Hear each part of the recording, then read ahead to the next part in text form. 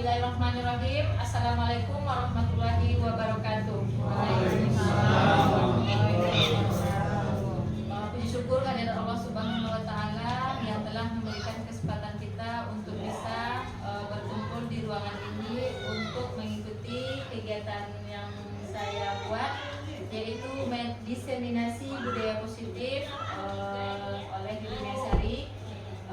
Sebelumnya saya mengucapkan penghormatan kepada Bapak Kepala Sekolah dan juga mengucapkan terima kasih yang sudah memberikan kesempatan kepada saya untuk melakukan kegiatan ini, dan juga berterima kasih kepada Bapak Ibu semuanya yang sudah bisa menyempatkan hadir untuk mengikuti kegiatan pada hari ini.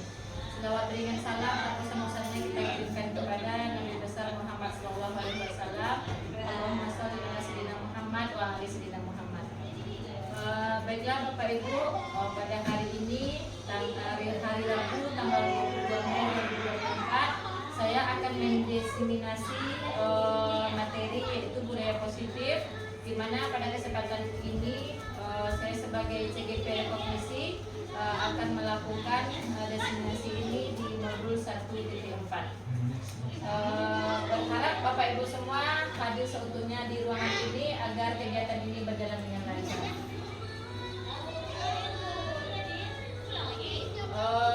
Pada sebelum kita masuk ke pertanyaan pemantik ini, saya minta kepada Bapak Ibu untuk mengikuti ice breaking yang akan dipandu oleh YouTube, dan boleh mengikutinya dengan kegiatan duduk saja.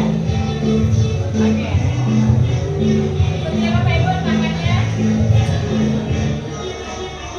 Tangan diputar-putar, bertepuk tangan. Tangan diputar-putar, pegang bahu. Tangan diputar-putar, peganglah lutut. Digoyang-goyang, digoyang-goyang, digoyang-goyang. Tangan diputar-putar, bertepuk tangan. Tangan diputar-putar, peganglah bahu. Tangan diputar-putar, peganglah lutut. Digoyang-goyang, digoyang-goyang, digoyang-goyang. Diputar-putar, diputar ke atas. Diputar-putar, diputar ke bawah. Diputar-putar, diputar ke kanan. Diputar-putar, diputar ke kiri.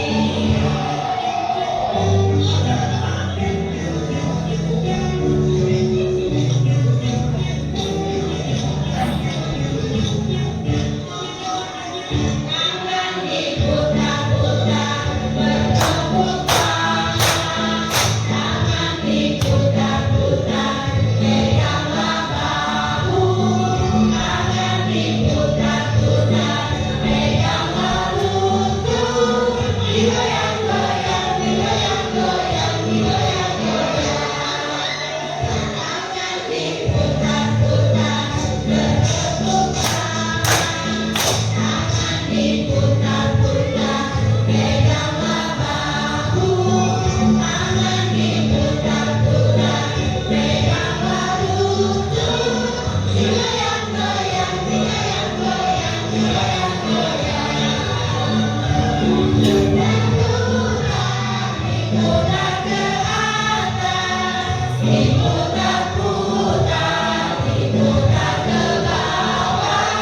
Diputar-putar, diputar ke kanan. Diputar-putar, diputar ke kiri.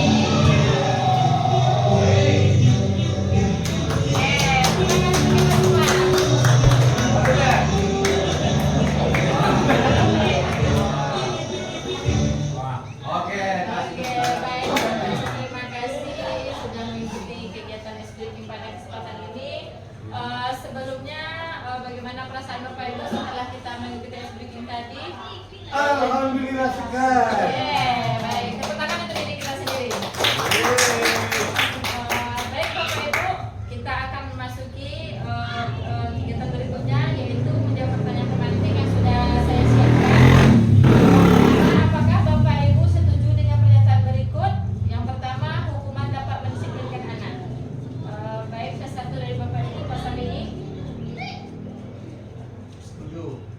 Setuju. Apa alasannya Pak? Karena disiplin itu sangat perlu bagi kita dan bagi anak. Oke. Oh, berarti hukuman Pak, hukuman dapat mendisiplinkan anak. Maksudnya kita mendisiplinkan anak kita pakai prinsip menghukum, boleh tidak? Setuju tidak Bapak kalau kita memberikan hukuman kepada anak? Kalau menurut saya boleh saja kita menghukum anak, tetapi jangan terlalu memberatkan bagi anak. Yang sifatnya hukuman mendidik. Salah satu contohnya, setiap anak yang umpamanya terlambat datang, kita suruh dia mengambil sampah, memasukkan sampah ke dalam sampah. Oke, baik Pak. Berarti menurut Bapak Safi'i hukuman dapat mendisiplinkan anak itu beliau setuju karena penjelasannya itu mungkin hukuman yang mendidik gitu ya Pak ya. Nanti hasil pertanyaan pemantik ini akan kita lihat pada materi berikutnya Pak ya, akan kita bahas. Yang kedua, pemberian hukuman. Apakah Bapak Ibu setuju dengan pernyataan berikut? Pemberian hukuman dengan hal positif, misalnya dengan menyuruh anak membersihkan halaman sekolah. Itu kayak seperti yang dibilang Pak Safi'i tadi, menghukum dengan menghukum mendidik seperti Pak yang membuang sampah atau menyerapikan buku. Seperti berarti ini bisa kita jawab juga, menyimpulkan bahwa Pak Safi'i setuju. Jadi Pak, atau Bapak yang lain Pak? Atau Ibu? Bu Melda, apakah Ibu setuju pemberian hukuman dengan hal positif? Misalnya dengan menyuruh membersihkan halaman itu dapat mendisiplinkan anak, setuju atau tidak? Setuju. Kenapa setuju Bu? Baik, di sini dengan memberi hukuman membersihkan halaman sekolah, mudah-mudahan anak itu bisa lebih mendisiplinkan diri. Oh, betul. Iya, dari saya tangkap ketika kita memberikan pemberian hukuman itu yang positif bisa mendisiplinkan diri anak seperti itu ya. Baik. Pertanyaan nomor 3, apakah Bapak Ibu setuju memberikan hadiah bisa menumbuhkan motivasi anak? Bapak Ibu? Ya, menurut saya setuju karena berdasar pengalaman saya waktu mengajar di Don Bosco, justru malah kita diperintahkan untuk meningkatkan kemauan anak mengikuti pelajaran yang kita sampaikan, terutama di mata pelajaran yang berupa bina bicara. Kadang-kadang anak-anak ini kan masih mengikuti apa yang kita sampaikan, terutama di vokal dan konsonan itu kan sulit. Kadang-kadang anak-anak ini mengalami seperti malas, stres, segala macam. Supaya dia tetap semangat, diberikanlah hadiah atau reward supaya dia tetap semangat. Oke, baik. Seperti saya tangkap mungkin di memberikan hadiah ini khusus bagi anak berkebutuhan khusus gitu ya.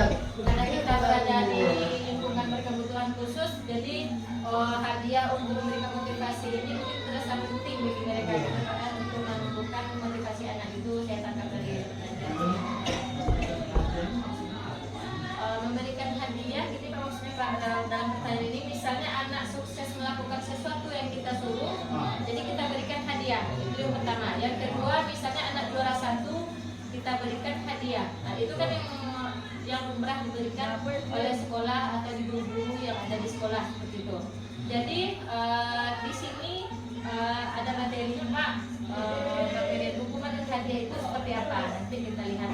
Apakah sekarang kita membolehkan memberikan hukuman, apakah kita membolehkan memberikan hadiah? Nanti kita lihat berikan berikutnya.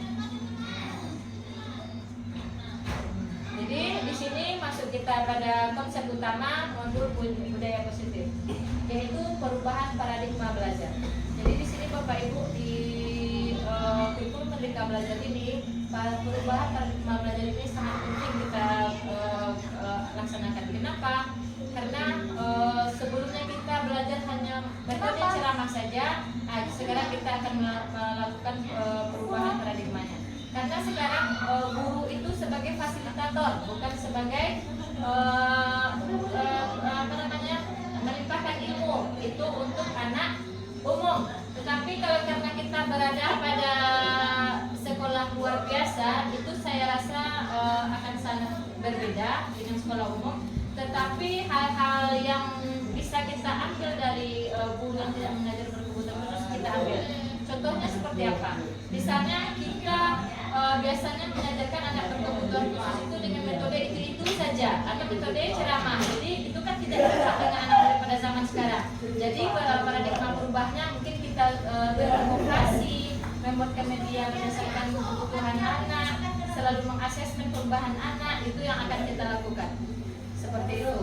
Yang berikutnya disiplin positif. Nah, disiplin positif ini hal-hal apa yang akan kita disiplinkan? Misal, yang pertama mendisiplinkan anak dalam memulai pembelajaran, dalam disiplinkan anak ketika hadir, mendisiplinkan anak ketika pulang. Bagaimana itu? Jadi kita yang akan menentukan mendisiplinkan anak. Apa tujuan kita kepada anak?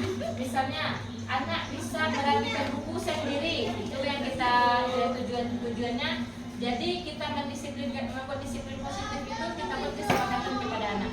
Jadi kalau anak-anak ibu keluar dari sekelas, maka disiplinkan dulu bukunya, bersihkan dulu buku di atas meja, baru dimasukkan ke dalam tas. Nah, itu hal-hal kecil saja yang kita lakukan, itu sangat berharga dampaknya kepada murid, seperti itu. Jadi disiplin positif ini hal-hal yang positif yang akan kita berikan kepada anak, tidak ada negatifnya. Yang biasanya kita kan tidak boleh meletakkan buku di atas meja, itu kan yang negatifnya. Jadi sekarang itu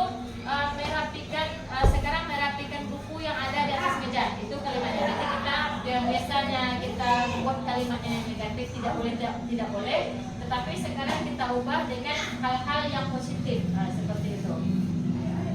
Jadi nanti ada kebutuhan dasar manusia. Ini pembelajaran paradigma baru yang sudah saya pakai tadi, singgung tadi, yaitu pembelajaran dengan paradigma baru dirancang berdasarkan prinsip pembelajaran yang berdiferensiasi. Berdiferensiasi ini ada pembelajaran yang mengikuti kebutuhan siswa, mengikuti gaya belajar siswa. Tapi saya rasa berdiferensiasi ini sudah dari dulu ya Pak ya, mungkin Pak Kris sama Pak Teguh mungkin dari dulu awal-awal mengajar sudah berdiferensiasi karena di SLB ini memang ini yang cocok. Jadi kita mengajarkan berdasarkan kebutuhan anak, kemauan anak, itu ya Pak ya. Memang mungkin teori yang baru di pusat, yang di SLB sudah kita laksanakan. Ya Pak. Pengalaman saya juga di Dondoso, Iya. justru kita mau mengajar, bahannya itu dari anak. Contoh, setelah kita masuk siap doa segala macam, kita bertanya ke anak-anak satu-satu, pengalaman apa yang dia miliki selama berangkat dari rumah ke sekolah. Iya, jadi mungkin itu bisa jadi materi ya Pak ya? Ya, itu bisa dijadikan materi. Itu Kan saya masih berbeda-beda berdiferensiasi. tuh. Iya, sebelum saya mendapatkan ilmu berdiferensiasi, saya berpikir bahwa SLB memang sudah dari dulu Iya. melaksanakan berdiferensiasi. Karena kalau tanpa berdiferensiasi tidak mungkin kita yang mengatur anak di SLB, gitu ya Pak ya? Ini sangat cocok sekali. Paradigma baru sebetulnya di tempat yang lain baru, di SLB sudah lama gitu ya Pak ya. Tetapi kita harus memodifikasinya. Nah, seperti itu. Masuk lagi pada tahap disiplin positif. Pada tahap disiplin positif ini, kata disiplin adalah melakukan sesuatu untuk mendapatkan kepatuhan. Jadi dalam pikiran kita itu, ketika kita mendisiplinkan anak patuh kepada kita, itu dalam pemikiran kita. Kita cenderung menghubungkan kata disiplin dengan ketidaknyamanan. Nah, maksudnya seperti ini. Dengan kita ingin anak itu disiplin, tapi anak kadang-kadang tidak merasa nyaman dengan apa yang kita buat. Contohnya tadi, kita mau mendisiplinkan sekolah, misalnya. Setiap anak-anak memang harus memakai sepatu hitam ke sekolah. Ternyata pada suatu saat anak-anak itu pakai sepatu putih tanpa kita menanyakan alasannya apa, tanpa kita mengetahui kondisi anak, kita langsung memberikan hukuman agar dalam pikiran kita itu anak itu disiplin. Ternyata itu salah, karena di sini kita harus menanyakan kondisi anak terlebih dahulu. Memang dari awal kita membuatkan disiplin setiap anak itu harus memakai sepatu hitam di sekolah dengan alasan yang pertama, misalnya sepatu hitam itu mudah didapat, harganya lebih murah, itu dalam pikiran guru-guru kita di sekolah. Ternyata pada suatu saat anak-anak kita ada yang memakai sepatu putih. Jadi ketika kita membuat disiplin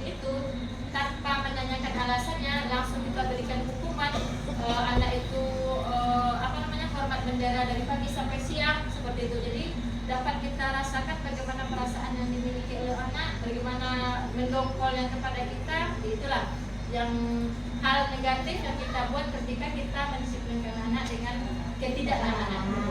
Pada dasarnya kedisiplinan itu bisa kita tegakkan dengan kita sama-sama membuatkan konsekuensi seperti itu.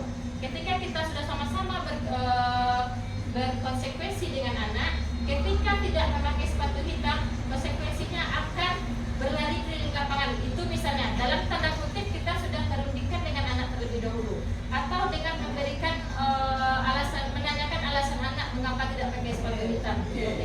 Jadi ketika kita menanyakan anak kenapa tidak pakai sepatu hitam, karena sepatu saya basah Pak, karena tadi pagi saya tergesa-gesa, karena sebelumnya saya membantu orang tua saya berjualan. Itu kan banyak alasannya. Jadi nanti bisalah kita sebagai guru menimbang apa yang akan kita berikan kepada siswa. Jadi nanti kita guru ini akan menanyakan lagi kepada siswa. Jadi kedepannya bagi apa yang akan anak ibu lakukan ketika tidak memakai sepatu hitam, serahkan anak yang memberikan konsekuensinya seperti itu, agar nanti kita sebagai guru tidak stres, anak yang menerima pun merasa nyaman seperti itu. Sebagai pendidik, tujuan kita adalah menciptakan anak-anak yang memiliki disiplin diri sehingga mereka bisa berperilaku pada nilai-nilai kebajikan universal dan memiliki motivasi implisit dan bukan eksplisit. Ini yang saya jelaskan tadi. Jadi disiplin positif itu merupakan salah satu cara penerapan disiplin yang bertujuan menumbuhkan kesadaran serta memberdayakan anak untuk melakukan sesuatu tanpa ancaman dan hukuman. Nah, jadi tidak ada lagi pada disiplin positif ini ancaman dan hukuman, tetapi yang adanya konsekuensi. Konsekuensi ini dalam tanda kutip kita yang akan merundingkan dengan anak. Masuk kita lagi pada kebutuhan dasar manusia. Pada dasarnya manusia itu memiliki 5 kebutuhan. Yang pertama itu bertahan hidup, kasih sayang dan rasa diterima, penguasaan, kebebasan dan kesenangan. Jadi ketika kita guru sudah memahami apa itu kebutuhan dasar manusia, jadi maka kita akan bisa menempatkan diri kita sebagai guru, sesama guru, dan menempatkan diri kita guru dengan siswa seperti itu. Kasih sayang dan rasa diterima. Kasih sayang ini ketika kita menampakkan kasih sayang kita ini kepada siswa dan merasakan anak itu diterima oleh guru, maka anak-anak akan merasakan nilai-nilai kebutuhan yang ada pada diri mereka. Kebebasan ini ya bisa kita dalam pikiran kita merdeka belajar. Merdeka belajar itu bukan maksudnya kita memerdekakan siswa dengan kehendak siswa, tetapi merdeka ini sama dengan kebebasan, membebaskan siswa dengan kemauannya dalam tanda kutip di dalam ranah pendidikan seperti itu. Kesenangan dan kekuasaan itu bisa kita pahami sendiri bahwasanya semua anak memiliki kesenangan yang berbeda-beda. Nah, jadi dengan kesenangan yang berbeda-beda ini kita sebagai guru harus memikirkan kesenangan seperti apa yang anak yang kita terima agar kebutuhan dasar manusianya itu dapat dirasakannya seutuhnya.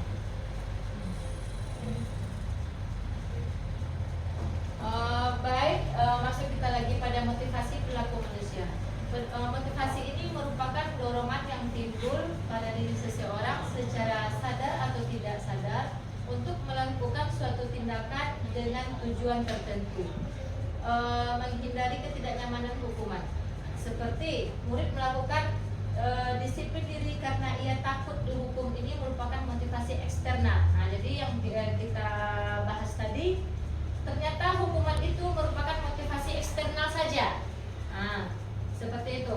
Jadi kalau kita berpikir ternyata biarpun hukuman itu hukuman yang positif, ternyata hukuman itu merupakan motivasi eksternal saja. Maksudnya seperti apa? Motivasi di luar dirinya. Karena kalau kita memberikan hukuman, ternyata dia membuat kelakuan baik itu karena mau dipuji guru, mau dipuji teman. Nah, itu maksudnya motivasi eksternal seperti itu. Mendapatkan imbalan atau penghargaan dari orang lain.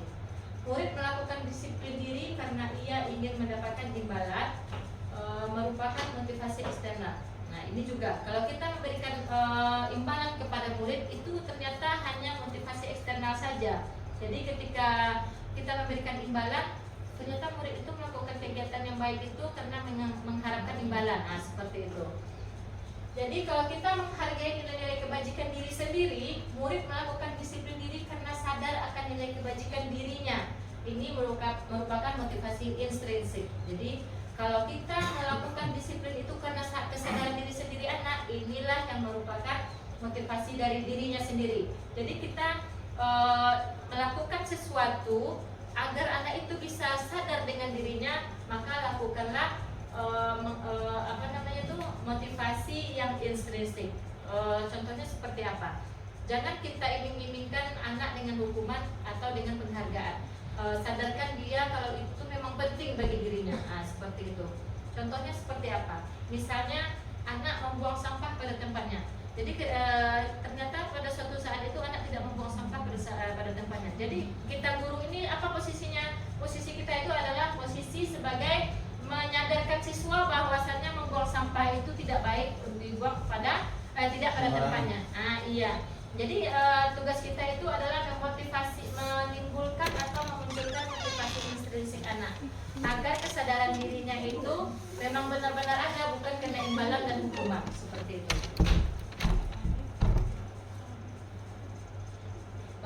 Berikutnya konsep disiplin dengan identitas gagal. Nah, seperti ini, hukuman dan penghargaan yang berdasarkan pertanyaan pemantik saya tadi. Di sini bisa kita bahas. Yang pertama, hukuman. Hukuman itu menyakitkan, tidak nyaman, memaksa, murid menyembunyikan kesalahan, murid menjadi rendah diri. Ini konsekuensinya kalau kita memberikan hukuman kepada anak. Penghargaan yang pertama tidak efektif, merusak hubungan sifat iri, mematikan kreativitas, menghukum dengan sistem ranking, merampas hak menghargai diri. Jadi ternyata hukuman dan penghargaan ini mengganggu mental siswa, karena kalau dengan memberikan hukuman menyakitkan, karena anak bisa mendongkol, tidak nyaman, dia melakukan sesuatu karena terpaksa. Jadi ketika dia melakukan kesalahan, dia menyembunyikan masalah, murid menjadi rendah diri. Menjadi rendah dirinya, takut melakukan sesuatu karena takut nanti akan dihukum, seperti itu. Jadi mungkin ini bisa kita terapkan pada anak kita juga di rumah, bahwasanya ketika kita melakukan hukuman ini pasti anak merasakan seperti ini, gitu. Penghargaan pun juga tidak efektif. Tidak efektifnya kenapa? Karena nanti ketika dia tidak juara satu, tidak kita berikan, tidak mendapatkan imbalan lagi, maka anak itu akan merasa gagal pada dirinya sendiri karena dia tidak mendapatkan juara satu, seperti itu. Merusak hubungan iri, karena ketika kita seperti anak umum, karena kita di SLBG tidak melakukan ini, jadi kita contohkan kepada anak umum, anak sekolah luar. Misalnya dia ada yang juara satu, mendapatkan hadiah. Pas dia turun nanti, dalam pikiran, oh saya juara satu mendapatkan piala yang besar. Jadi akan menimbulkan sifat irinya kepada teman-temannya yang lain, seperti itu. Mematikan kreativitas. Ada juga anak yang merasa, oh ternyata saya kan udah juara satu, ngapain lagi membuat yang lain. Nah, seperti itu. Menghukum dengan sistem ranking. Jadi mungkin anak juara satu memang merasa bahagia pada hari itu. Anak yang juara yang ranking 30 bagaimana? Nah, seperti itu. Jadi karena ranking itu tidak menentukan kesuksesan bagi anak, jadi inilah yang akan merusak anak. Maksudnya seperti ini. Tidak ada yang orang yang juara satu semua yang sukses dalam kehidupannya setelah dewasanya. Jadi ada juga yang dia selalu ranking 30, selalu ranking 29. Ternyata setelah dia tamat sekolah dia mendapatkan, bisa jadi polisi misalnya, bisa menjadi pedagang sukses, nah seperti itu. Jadi ketika kita membuat ranking di sekolah waktu dia sekolah, jadi nanti itu akan tertanam seumur hidup baik bagi dia. Oh ternyata dulu saya dapat ranking 30, seperti itu. Mungkin apakah pokoknya dia akan menyalahkan dirinya sendiri, seperti itu. Merampas hak menghargai diri. Jadi kadang-kadang ketika dia tidak juara satu atau di ranking terakhir, tidak bisa menghargai dirinya yang, oh saya tidak cerdas, saya kan tidak mampu, seperti itu. Jadi inilah konsepnya identitas gagal ketika kita memberikan hukuman dan memberikan penghargaan, seperti itu. Ada pertanyaan boleh? Iya. Kaitannya dengan penghargaan itu. Iya. Apakah berlaku untuk anak-anak berkebutuhan khusus, seperti untuk anak-anak autis yang saya tahu atau saya setelah mereka diberikan perintah dan mereka dapat melakukan perintah dengan baik, biasanya Kasih si reward, terapisnya akan memberikan reward atau Iya. hadiah. Nah, bagaimana dengan Iya. juga Baik sekali Pak. Ya, Pertanyaannya. satu lagi Bu Yuni. Ini hanya bisa diterapkan untuk anak-anak reguler. Tapi kalau untuk anak SLB, saya Itu kira enggak. terkhusus gitu ya. Karena Pak? kebutuhan khusus kita proses. Iya. Prosesnya itu supaya terjadi interaksi antara kita dengan siswa, kita memberikan reward, bukan Iya. akhir dari proses. Iya. Kalau ini kan cenderung ke akhir dari Akhir proses. proses. Iya, baik sekali Pak. Sedikit lagi begini. Iya. Jadi saya mendengar, saya mendengar gini. Apakah salah yang saya sampaikan ini? Maksudnya gini. Tidak Di salah. sekolah umum sekarang tidak ada lagi anak-anak yang juara satu dikasih hadiah. Iya. Ada dihapus. Apakah berkaitan dengan ini atau Iya. bagaimana? Dengan anak-anak kita ada jelas bagaimana nanti kita sebentar. Iya, baik Pak. Jadi Hari. Ada kali ini goyang-goyang Bapak. Oh iya ya. Ya Allah. Enggak, memang itu kan anak-anak sekolah umum juara satu tidak ada lagi ada sekarang. Iya. Tidak ada. Iya. Baik Pak, saya sudah menangkap pertanyaan dari Bapak Chris, mungkin berkesinambungan dengan pertanyaan Pak Teguh, bahwasanya bagaimana dengan anak autis kita di sekolah berkebutuhan khusus gitu ya Pak ya.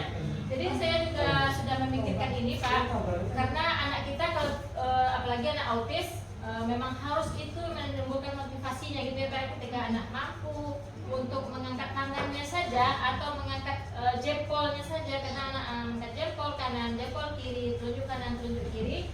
Ketika anak mampu saja angkat jempol, kita kasih reward agar dia termotivasi lagi untuk mengangkat telunjuk seperti itu ya Pak ya. Jadi ini merupakan reward gitu Pak, reward kecil agar memotivasi anak. Saya setuju dengan Pak Teguh karena ini adalah di dalam prosesnya. Sebetulnya kalau kita kaitkan dengan anak sekolah umum juga mendapatkan reward ketika jam pelajarannya, ketika berprosesnya gitu Pak ya. Tetapi mungkin ini akan kita samaratakan, jangan nanti yang salah menjawab tidak kasih reward, yang betul menjawab dikasih reward. Nah itu yang akan mendapatkan identitas gagal. Jadi sekarang itu tidak ada yang salah seperti itu ya Pak Marisya, karena biarpun anak salah menjawab, guru akan tetap membetulkan dan akan meluruskan jawaban anak. Seperti itu. Jadi pada intinya reward di dalam proses ini akan diberikan kepada seluruh siswa agar nantinya merusak hubungan itu tidak akan terjadi, keiri-irian itu tidak akan terjadi. Jadi di sini bagaimana guru akan memberikan motivasi yang menumbuhkan motivasi intrinsik tadilah, itu kuncinya. Jadi boleh nggak tidak kita memberikan reward kepada anak autis? Boleh saja gitu kan, karena kita memberikan biarpun tidak biarpun dia salah mengangkat, mungkin kita suruh tangan kanan ternyata tangan kiri, tetap kita kasih reward gitu ya Pak ya. Jadi salah benar pun anak akan tetap kita kasihkan reward, tetapi bagaimana kita mengasihkan rewardnya itu akan kita pikirkan seperti itu. Ya, reward itu disampaikan kan saat sedang proses supaya anak semangat. Supaya anak semangat. Iya, kalau sebetulnya di sekolah umum pun juga seperti itu kami rasa Pak. Tapi sekarang membedakannya kita memberikan menyamaratakan rewardnya kepada siswa seperti itu. Tidak membebani kesalahan. Iya, tidak membebani kesalahan siswa. Ketika siswa salah menjawab, dia merasa tidak bersalah, maksud tidak merasa malu dengan temannya ketika dia merasa menjawab salah. Jadi menanggapi dari Pak Safi'i tadi, jadi Pak Safi'i menyadari bahwasanya di sekolah-sekolah umum sekarang tidak mendapatkan penghargaan lagi gitu ya Pak ya. Tetapi itu ada juga salahnya Pak. Kenapa masih ada juga diberikan ranking seperti itu? Jadi kalau tidak ada hadiah lagi, jangan diberikan ranking seperti itu. Jadi kalau adalah kasih laporan saja, tidak ada rankingnya. Jadi tidak ada hadiahnya, tidak ada rewardnya di sesi terakhir seperti itu. Jadi mungkin dalam proses belajar guru-gurunya mungkin tidak dihapuskan seluruhnya, mungkin beransur-ansur menghapuskan gitu mungkin Pak. Ya mungkin artinya gini, walaupun ada anak yang memang nilainya lebih tinggi ya kan, tapi tidak secara nyata disampaikan. Oh iya Ya, gitu. hanya Gitu. rapor dibagikan atau ijazah Oke. dibagikan, tapi nggak diucapkan si A itu sekian, dari Iya. sekian. Tapi kita mengucapkan yang menonjolnya saja. Iya. Oh, si Pak Safi ini menonjolnya di segi bahasa sudah baik sekali. Si Pak Made sudah menonjol sekali di matematika. Yang menonjol saja agar anak itu merasa termotivasi gitu. Jadi sekarang masuk kita pada konsep disiplin pendekatan restitusi. Restitusi ini adalah kondisi bagi murid untuk memperbaiki kesalahan mereka, sehingga mereka bisa kembali pada kelompok mereka dengan karakter yang lebih kuat. Itu menurut Gosen pada tahun 2024. Ciri-ciri restitusi ini bukan menembus kesalahan, namun belajar dari kesalahan. Jadi di sini tidak menembus kesalahan, tapi anak-anak kita dituntut untuk belajar dari kesalahannya. Itu ciri-ciri restitusi. Yang kedua, memperbaiki hubungan. Yang ketiga, tawaran bukan paksaan. Jadi di sini kita memberikan tawar kepada siswa, bukan paksaan seperti itu.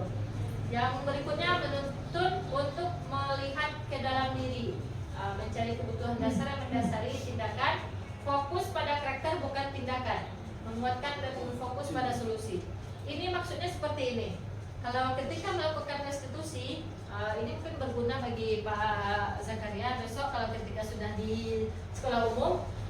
Memang kalau kita menerapkan restitusi ini kepada siswa, maksudnya itu kita tidak stres, anak pun merasa nyaman seperti itu. Karena saya sudah mencoba ini di restitusi di sekolah umum Pak. Tetapi kalau di anak berkebutuhan khusus kita memang sangat susah karena anak murid kita itu kan terganggunya intelijensinya. Sementara kita suruh dia untuk belajar dari kesalahan.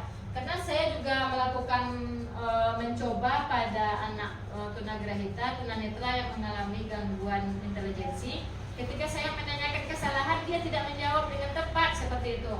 Mungkin bisa kita contohkan dengan angker ya Pak ya. Misalnya pertanyaan yang lain, jawabannya yang lain. Mungkin di SLB ini bisa kita restitusi ini adalah anak tunanetra atau tunarungu yang tidak mengalami gangguan intelijensinya atau tunadakstra seperti itu. Kalau anak autis kita memang sangat belum lagi karena dengan dirinya saja dia tidak tahu apalagi dengan masalahnya. Autis tidak bisa. Iya.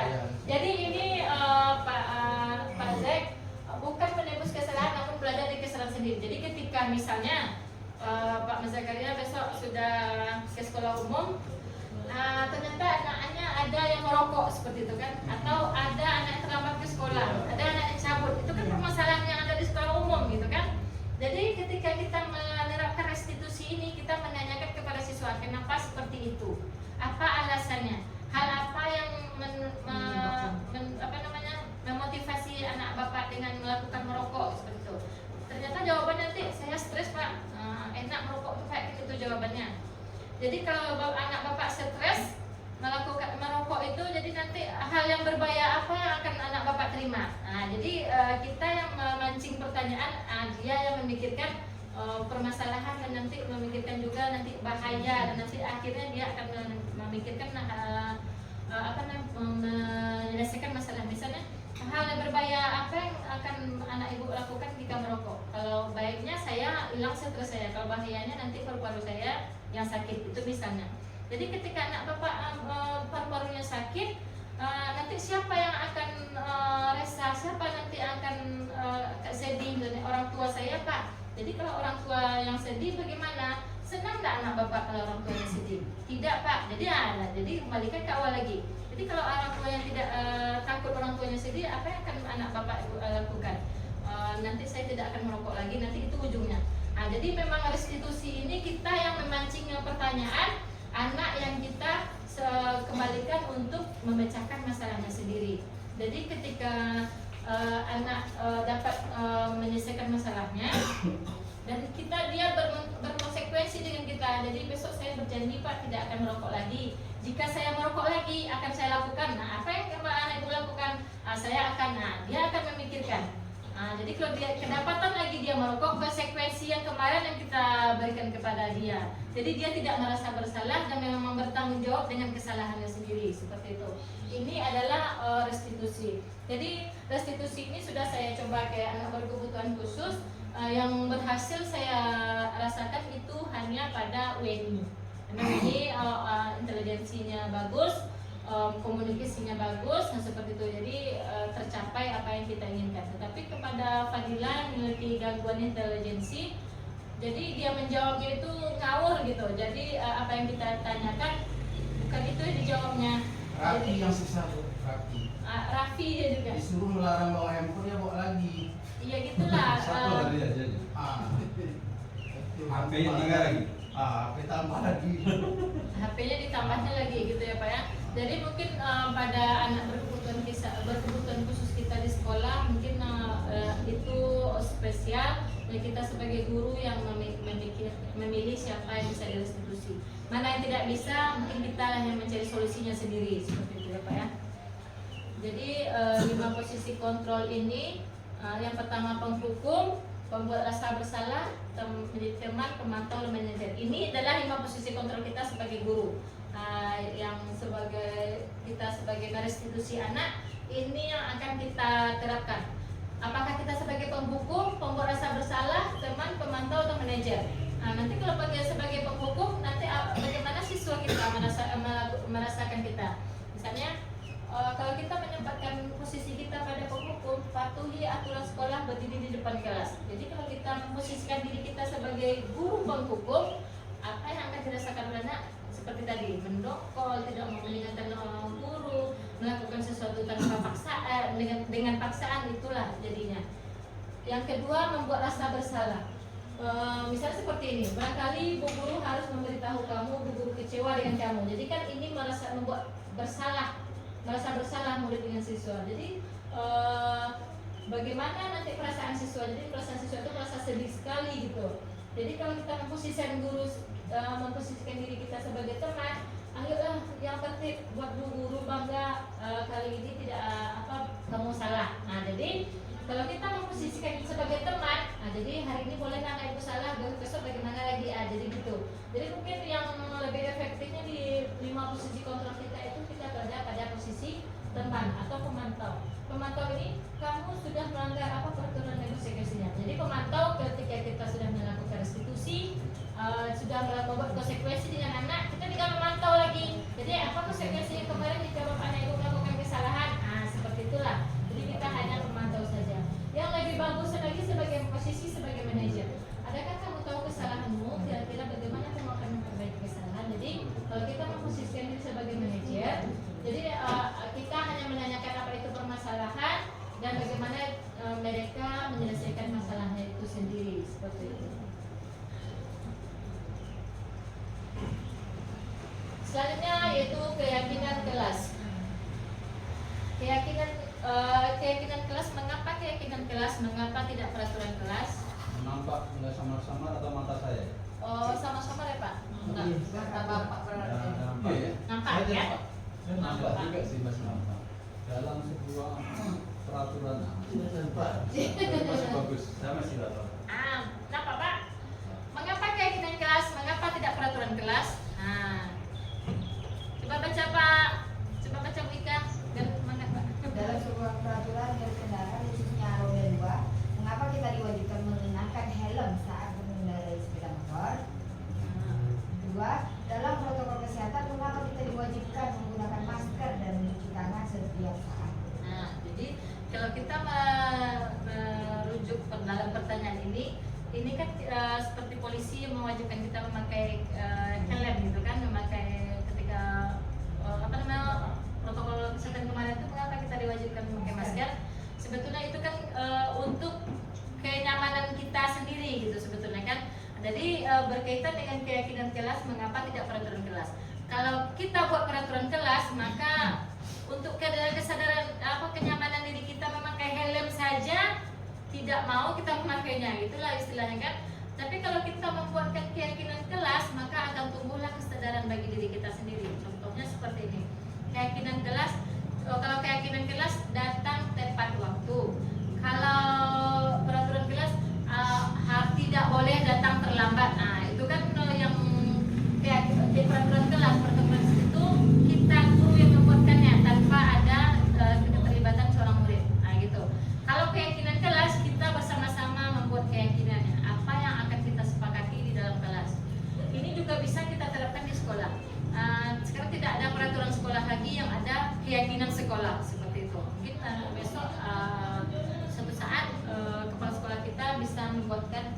sekolah seperti itu. Jadi ketika adanya keyakinan sekolah atau keyakinan kelas, maka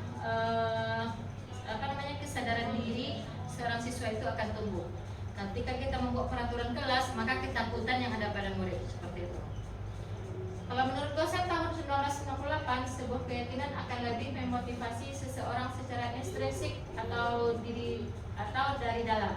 Seseorang akan lebih tergerak dalam dan bersemangat menjalankan keyakinannya daripada sekedar mengikuti serangkaian peraturan. Langkah-langkahnya, guru meminta semua murid di kelas untuk menuliskan apa saja aturan yang perlu disepakati bersama di kelas. Semua usulan dari murid ditulis pada papan tulis. Ini langkah-langkah kita membuat keyakinan kelas. Kalimat-kalimat yang sudah disepakati menjadi keyakinan kelas diubah menjadi kalimat positif. Misalnya, pernyataan dilarang mengganggu teman diubah menjadi hormatilah semua teman. Jadi di sini kalau peraturan kelas keyakinan kelas itu adalah kalimat positif saja, tidak ada kalimat yang negatifnya. Cek kembali keyakinan kelas secara berulang dan bersama. Keyakinan kelas ditempel di tempat yang strategis atau mudah dilihat dalam ruangan kelas. Jadi sebetulnya Bapak Ibu memang lakukanlah ini, membuat keyakinan kelas ini agar nanti kita sama-sama sepakat dengan murid kita apa yang sudah kita sepakati. Yang disepakati itu memang harus ada ide dari murid kita, seperti itu. Sampai kita ke sini, Bapak Ibu ada yang dipertanyakan sebelum kita refleksi? Pak Farul ada yang dipertanyakan? Yang ingin bertanya, ini apakah tadi ada segitiga restitusi? Nah, jadi saya bertanya apakah segitiga restitusi itu efektif diterapkan di sekolah? Oke, di sekolah SLB maksudnya Pak ya? Iya. Jadi saya tangkap pertanyaan Pak Farul bahwasanya apakah segitiga restitusi ini efektif kita terapkan di sekolah SLB. Jadi berdasarkan materi yang saya sampaikan tadi, mungkin ada anak-anak tertentu yang tidak bisa kita restitusi. Contohnya anak autis yang belum perilakunya masih terganggu, pokoknya belum mandiri seperti itu, atau anak tunagrahita yang memang tunagrahita sedang atau berat. Tunagrahita ringan mungkin bisa juga kita ajak komunikasi dan bisa berpikir logis. Maksudnya logisnya sederhana gitu ya Pak ya. Dan juga lagi kepada anak hiperaktif yang memiliki gangguan perilaku dan juga gangguan intelijensi. Tetapi saya rasa anak yang memiliki gangguan tunanetra yang tidak memiliki gangguan intelijensi, tunarungu dan tunadaksa itu bisa kita restitusi. Selebih dari itu saya rasa belum bisa. Jadi ini boleh bicarakan guru saja untuk menyelesaikan masalahnya seperti itu. Ada pertanyaan lagi? Iya Bu. Ya, ini ada satu hal yang mau saya tanyakan. Apakah disiplin positif bisa diterapkan untuk anak berkebutuhan khusus? Oh, disiplin positif. Nah, Disiplin positif untuk anak berkebutuhan khusus sangat efektif sekali Bu, seperti itu. Karena pada anak berkebutuhan khusus ini memang hal-hal yang sederhana yang positif itu akan kita terapkan. Seperti misal menghormati teman atau bersalaman dengan guru lah dulu, bersalaman dengan guru ketika berjumpa dengan guru dimanapun saja, dimanapun berjumpa kita menerapkan disiplinnya itu bersalam misalnya, mengucapkan salam boleh, nah seperti itu sangat efektif sekali ya Bu ya, karena disiplin positif ini memang ini yang kita tujuan utama untuk keberhasilan kita di sekolah seperti itu. Jangankan hal yang besar, hal yang kecil saja, misalnya disiplin membersihkan diri, membersihkan kuku. Setiap Senin itu kita harus kukunya bersih seperti itu. Jadi mungkin Bapak Ibu menerapkan disiplin positifnya setiap hari Senin memeriksa kuku anak seperti itu.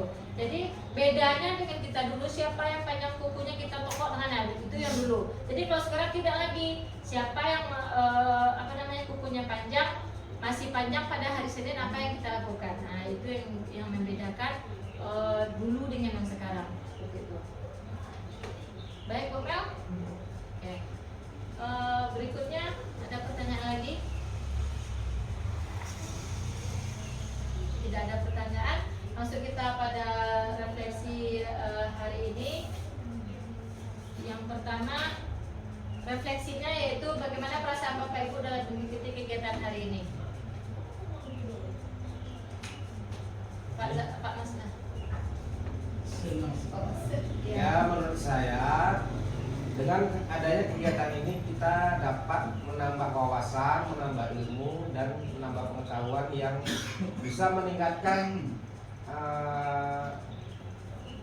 kreativitas kita dan kinerja kita untuk kedepannya. Oke, baik Pak. Terima kasih. Jadi dengan kegiatan ini dapat menambahkan ilmu kita dalam meningkatkan ilmu kita untuk yang akan kita terapkan ke depannya gitu ya Pak ya. Baik, berikutnya peristiwa menarik apa yang Bapak Ibu rasakan dalam kegiatan ini? Yang menarik nih. Boleh Bu Eja? Baik, terima kasih kesempatannya Bu Yuni. Peristiwa menarik yang dirasakan dalam kegiatan ini itu dapatnya ilmu baru tadi ya. Ada beberapa hal, poin-poin yang tidak bisa kita lakukan kepada peserta didik kita di SMB, ada yang bisa dilakukan. Nah, di sini kita juga bisa meningkatkan kreatif kita. Apakah kita bisa memodifikasinya sesuai dengan peserta didik kita masing-masing supaya tetap tercapai apa yang menjadi tujuan dalam pembelajaran kita. Oke, baik Bu Eja. Terima kasih. Semoga kita sebagai guru di SLB ini selalu bisa memodifikasi apa yang akan kita berikan kepada anak kita ya. Yang berikutnya, hal apa yang sudah baik yang dirasakan yang perlu ditingkatkan lagi dalam kegiatan ini? Boleh Pak Faris? Hal apa yang sudah baik? Yang sudah baik itu tadi Ibu Uni sudah menjelaskan dan mempraktekkan bagaimana kedepannya itu bagaimana kita membuat kesepakatan antara kita untuk mendisiplinkan anak kita. Nah, selama ini kita dalam mendisiplinkan siswa itu masih menggunakan hukuman. Nah, kedepannya kita akan kita bisa membuat kesepakatan keras yang mana dengan kesempatan kelas itu akan memunculkan motivasi dan dalam diri anak kita. Kenapa? Karena mereka akan merasakan manfaat nyata dari kesepakatan itu. Jadi tadi datang pada waktunya, otomatis anak akan merasakan bagaimana setiap materi pembelajaran sampai guru itu mereka akan mendapatkan semuanya. Kenapa? Kalau mereka terlambat, otomatis ada materi-materi yang tidak mereka dapatkan.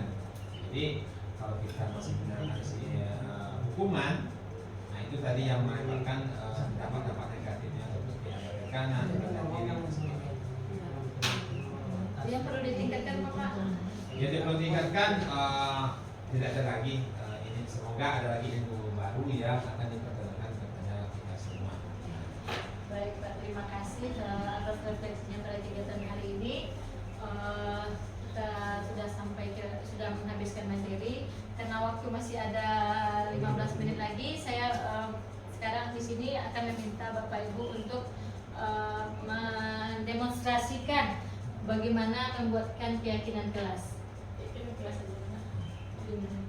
Ya, jadi bagaimana cara kita membuatkan keyakinan kelas di dalam kelas. Jadi kita demonstrasikan secara simulasi kecil-kecilannya, ya Pak ya. Karena waktu kita masih ada 15 menit lagi. Jadi menurut pengalaman saya, membuat keyakinan kelas itu khusus mungkin anak Bapak Ibu lainnya karena mengajar pada anak tunanetra kita yang bisa menggunakan suara, itu saya rasa tidak terkendala seperti itu. Tetapi ketika menghadapi anak tunagrahita sedang seperti Elsa, memang harus memakai gambar seperti itu. Contohnya karena saya mengajar di tunarungu, saya kemarin memakai gambar. Misalnya seperti ini, saya menyediakan gambar yang negatif, gambar positif. Misalnya gambar negatifnya, yang satu gambar anak berkelahi dan yang satu gambar anak yang bersalaman. Mana anak-anak ibu yang lebih suka? Misalnya anak negatif, gambarnya gambar berkelahi. Ini gambar bersalaman. Nah, misalnya seperti itu. Ini gambar berkelahi, ini gambar bersalaman. Mana anak-anak ibu yang lebih baik? Ini gambarnya berkelahi, ini gambarnya bersalaman. Mana yang sepakat? Kita berkelahi di dalam kelas atau bersalaman di dalam kelas? Jadi saya tampilkan gambarnya, saya suruh anaknya itu memilih. Jadi ketika anak memilih berkelahi, saya letakkan di tempat kesepakatan. Jadi yang bersalaman saya tidak bersepakatan. Jadi nanti kan di pelajaran yang terakhir ini kan cek kembali keyakinan saya kelas secara berulang. Jadi ketika anak itu negatif karena anak saya itu tunarungu yang masih kelas rendah, jadi belum memahami apa itu berkelahi, apa itu bersalaman. Jadi ketika saya masuk kepada cek kembali ke rekening kelas itu, saya akan menjelaskan kalau berkelahi ini apa nanti akibatnya, kalau bersalaman ini apa akibatnya. Setelah anak menyadari bahwa berkelahi ini tidak baik, maka anak-anak itu nantinya akan mengambil kesepakatannya yang bersalaman. Jadi memang khusus anak-anak kita di sini yang mengalami gangguan tunarungu, apalagi itu tunarungu rendah, harus dengan bantuan gambar seperti itu. Jadi kalau kita tidak dengan bantuan gambar itu, nanti anak-anak itu hanya keyakinan kelas hanya sebagai pajangan, karena anak juga tidak mengetahui apa yang kita pajang seperti itu.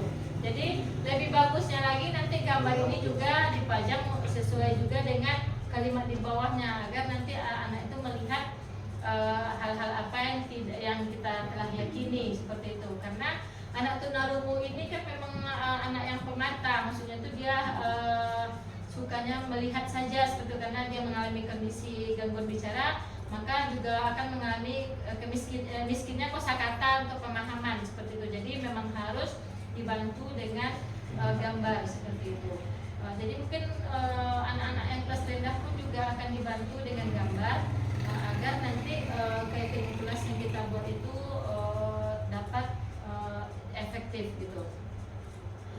Jadi untuk berikutnya saya membuat ini 10 buah gambar yang saya sudah modifikasi. Yang satunya gambarnya yang negatif, yang satu laginya gambarnya yang positif seperti itu. Jadi nanti Bapak Ibu juga bisa melakukan ini di dalam kelas, agar nanti keyakinan kelas kita itu lebih efektif lagi. Jadi sebelum saya menutup ini, saya memberikan kertas kepada Bapak Ibu untuk menuliskan umpan balik kepada saya.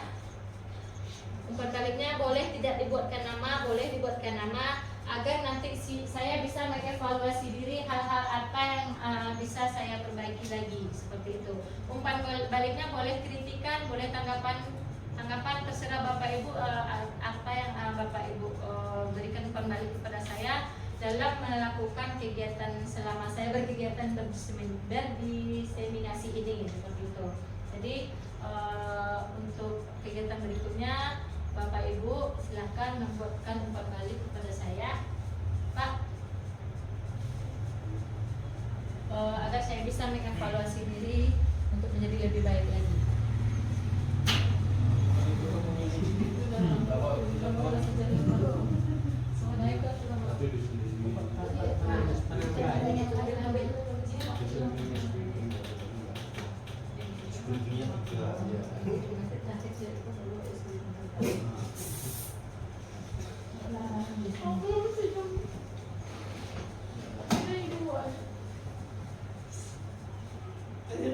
Ayo buat Pak. Pakai pena masing-masing. Tampak Pak.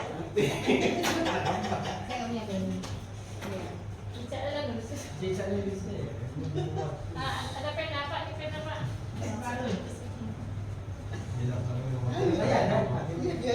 Cari es briefing dulu biar gak terus briefing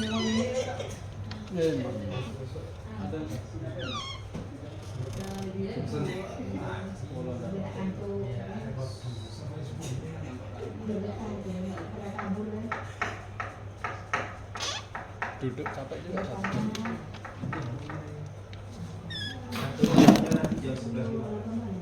Lagi sunscreen SPF 50, proteksi maksimal, ringan, gak berminyak.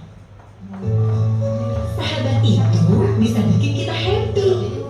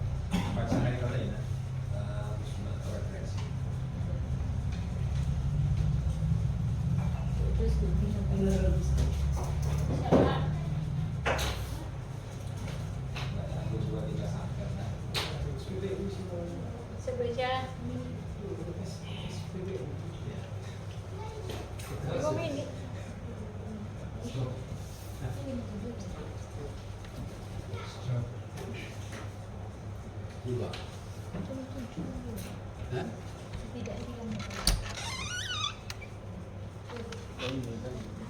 Domini.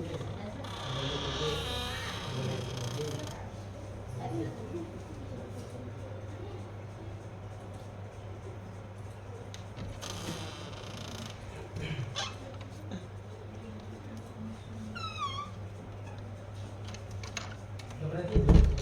Hah? Iya, Pak. Saya beli di situ. Terima kasih Bapak Ibu sudah memberikan umpan kepada saya. Dan saya mengambil sampel saja. Besok. Akan lebih baik jika dilaksanakan secara rutin program diseminasi ini kepada rekan sejawat agar bertambah wawasan untuk perbaikan dari pendidikan khusus guru SD. Ya baik sekali Pak, memang harus kita buat diseminasi ini ya agar kita mendapatkan ilmu baru lagi.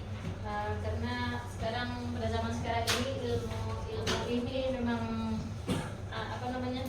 memang diupdate terus ya.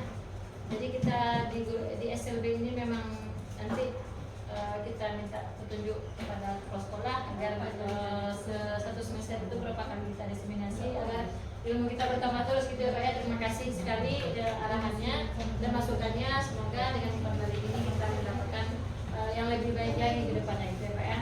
Terima kasih. Sharing-sharing untuk semua guru bisa melakukan diseminasi agar bisa sharing ilmu baru. Ya semoga kawan-kawan yang lain nanti bisa berdiseminasi lagi. Nah, mungkin saya yakin dan percaya kawan-kawan yang lain pasti banyak ilmu yang akan disampaikannya di sini. Nanti kita mendapatkan banyak ilmu ketika kita sering melakukan kegiatan ini. Sesegera mungkin kita buat disiplin kelas. Ya baik sekali, memang perlu kita membuatkan disiplin kelas atau keyakinan kelas seperti itu ya. Agar kita tidak lagi bisa konsekuensi dengan diri dan bersama murid. Mungkin juga bisa kita buat keyakinan sekolah juga untuk kedepannya agar sekolah kita ini menjadi lebih baik lagi.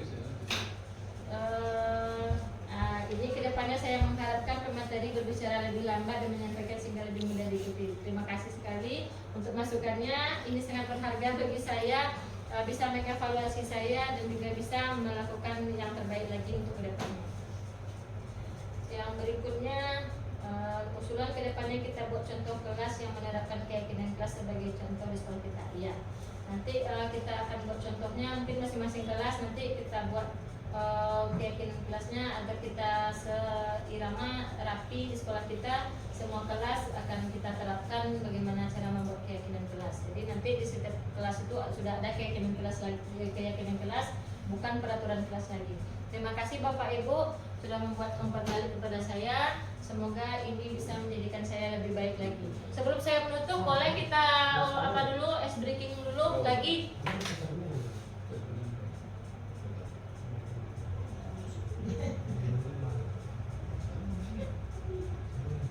Apa yang pakai dalam tadi tidak robotnya?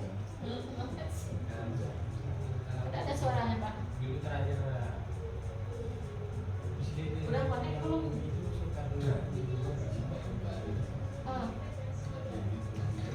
Volumenya itu Ini. Aduh. Sudah Pak. di speaker. Auto. Udah penuh nih. Tadi ya bagus. Bisa.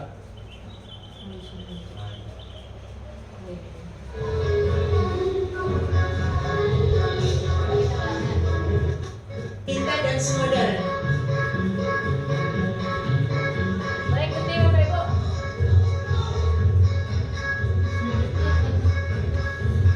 Balik keras.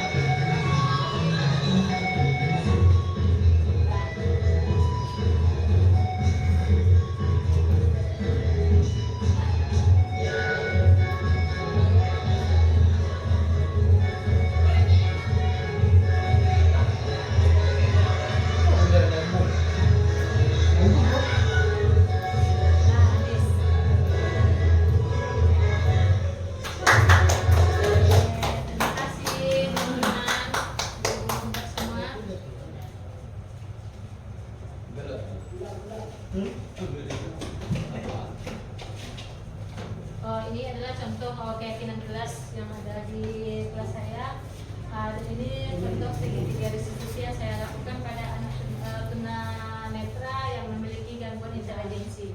Jadi ini yang saya bilang tadi, yang merasa kesulitan karena apa yang saya katakan jawabannya itu tidak sesuai seperti itu. Ya, terima kasih Bapak Ibu sudah sepenuhnya hadir dalam kegiatan ini. Semoga apa yang saya sampaikan bermanfaat bagi diri saya sendiri dan juga bagi Bapak Ibu. Dan yang baik itu datang dari Allah, dan yang tidak baik itu datang dari saya sendiri. Mohon maaf sekali atas segala kekurangan saya. Saya tutup kegiatan ini dengan mengucapkan alhamdulillahirrahmanirrahim. Assalamualaikum warahmatullahi wabarakatuh. Waalaikumsalam.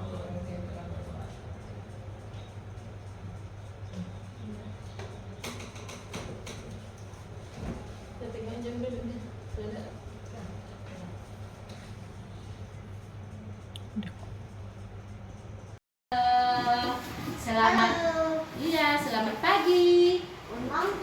Iya, bentar. Tadi ada mandi? Oke, sudah? Sudah kenyang? Sudah, bentar. Tadi ada minum susu?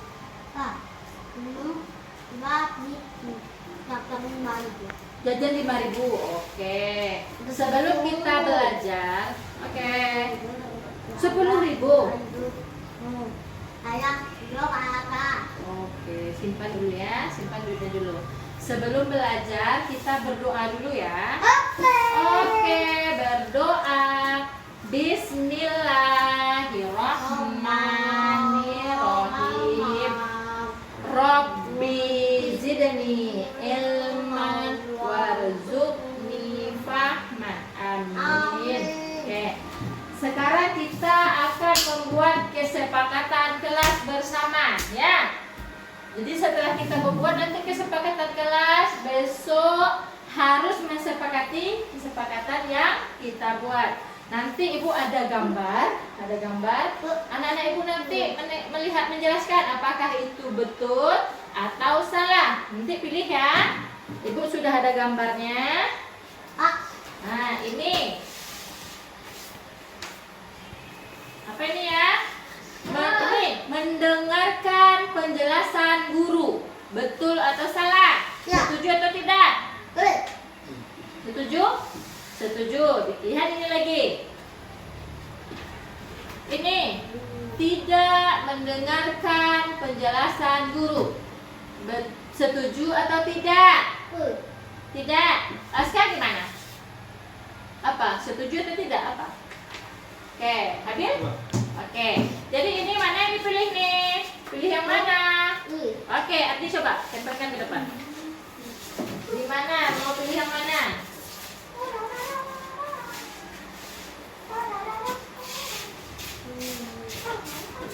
Oke, pakai ini ya. Pilih di mana? Oke, berarti ini mendengarkan cerita guru. Pintar. Lagi, terus dulu. Hebat. Terus Habil. Nah, yang kedua. Ini Ibu ada gambar ya. Ini yang pertama, ini gambarnya berkelahi. Setuju atau tidak? Setuju? Tidak. Ini lagi. Apa? Nggak boleh berkelahi ya. Oke, berarti ini yang tidak setuju. Kalau ini saling menyayangi. Setuju atau tidak? Ya. Aska? Setuju. Coba Ibu kasih pilihannya. Mana yang setuju? Nih, oke, Aska, tempelkan ke depan.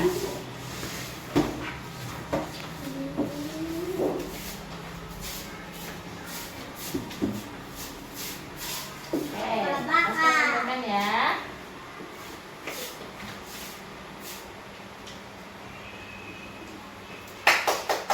Apa ini? Apa?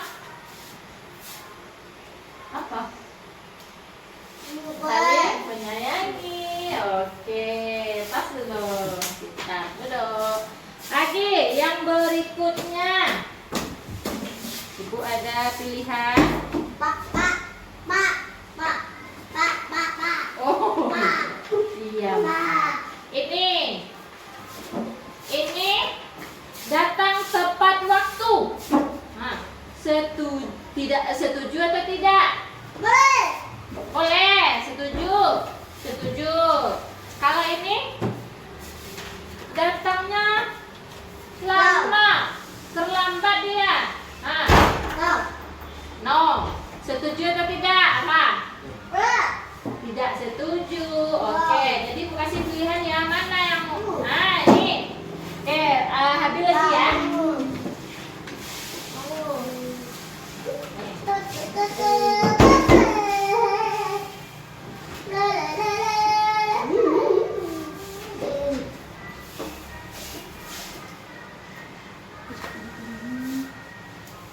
Apa ini? Apa?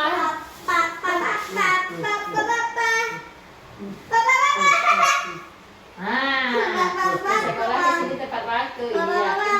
Jam berapa? Ada 7. Bagus. Lagi yang berikutnya. Nah, ini yang lebih penting lagi nih. Ini mengotori kelas, buang sampah sembarangan. Setuju atau tidak? Nah, Aska setuju? Tidak. Kalau yang ini, Arti membersihkan kelas. Boleh? Boleh?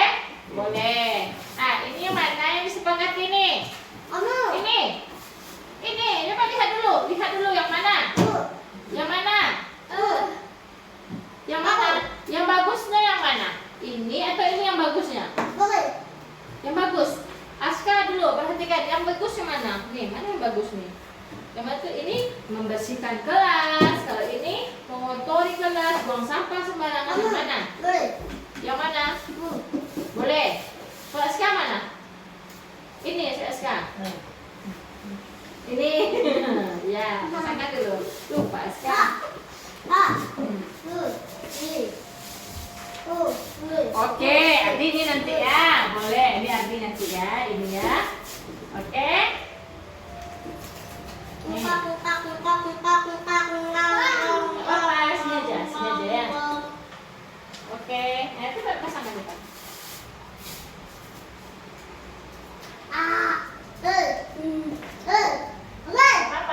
Oke. Apa ini? Apa? Ini apa? Apa dia? Bukan mendengarkan tapi membersihkan kelas. Oke, tas terakhir. Nah, ini lihat. Meminta, lihat Ardi, simpan ini dulu ya sayangnya. Lihat, kalau ini ya, meminta maaf jika salah. Nah, mana nih? Boleh. Kalau ini tidak mau minta maaf. Mana? Enggak boleh. Mana yang mau nih? Mana yang kita sepakati nih? Oh iya, yang mana yang kita sepakati nih? Oke, Ardi pasangkan.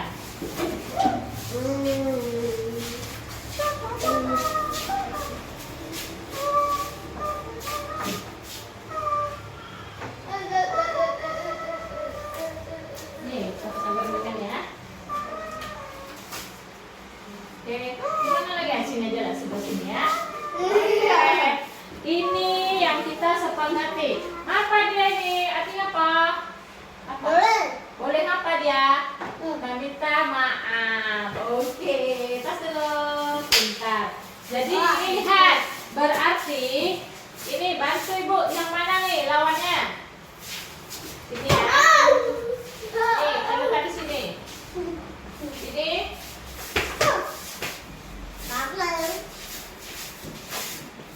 Tidak mau mendengarkan guru. Ini lawannya nih. Ini mana kawannya nih? Ini mana kawannya nih? Ini terlambat di sini. Oh iya ya, apa? Oke, lagi tidak mau membersihkan kelas dulu. Yang kedua, mengotori kelas.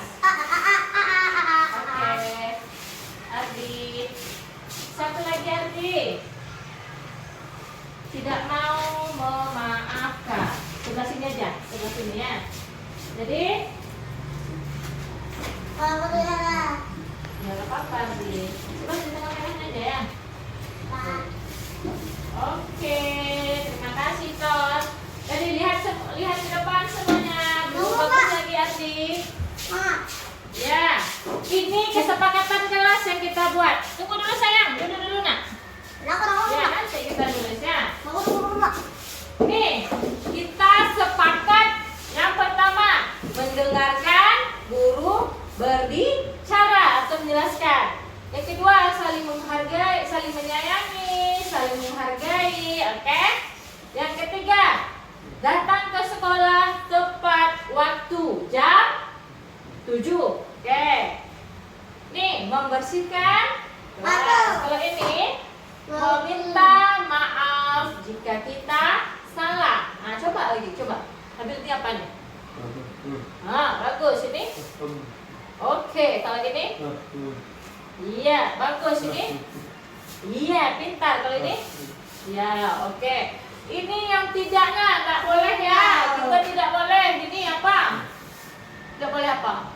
Tidak boleh tidur, tidak boleh main, nggak boleh. Iya. Ini apa ini arti? Tidak boleh apa ini? Tidak boleh. Oh, iya, pintar. Kalau ini? Iya, tidak boleh datang terlambat. Kalau ini? Pintar. Kalau ini apa ini? Bagus.